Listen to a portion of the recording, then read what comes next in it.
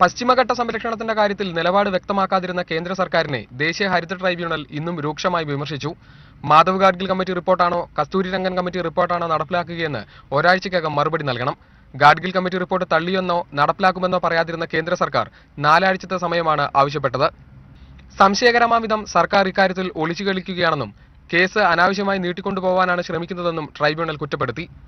6 മാസത്തിലധികമായി case പരിഗണിക്കുന്നതിനിടയിൽ ഒറ്റ രാത്രി കൊണ്ട് കസ്തൂരിരംഗൻ റിപ്പോർട്ട് കൊണ്ടുവരികയായിരുന്നു സർക്കാർ. ഇത്തരത്തിൽ സർക്കാർ ഒറ്റയടിക്ക് മലക്കം പറഞ്ഞെന്നും ഹരിത ട്രൈബ്യൂണൽ.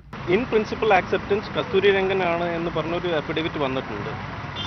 എന്നാൽ പുനഃപരിശോധിക്കാൻ വെച്ചത് കൊണ്ട് ഏതിനാണ് കൂടുതൽ പ്രയോറിറ്റി കൊടുക്കുക എന്നുള്ളത് വ്യക്തമാക്കിയിട്ടില്ല എന്നാണ് കോടതി പറയുന്നത്.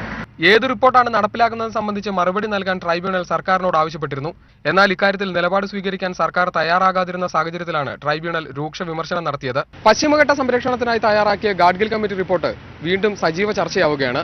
ഇക്കാര്യത്തിൽ അന്തിമ തീരുമാനമെടുക്കേണ്ടത് കേന്ദ്ര സർക്കാരാണ്. ദേശീയ ഹരിത ട്രൈബ്യൂണലിന് മുമ്പിൽ നിന്നും ലിജോ വർഗീസ്, മീഡിയ 1.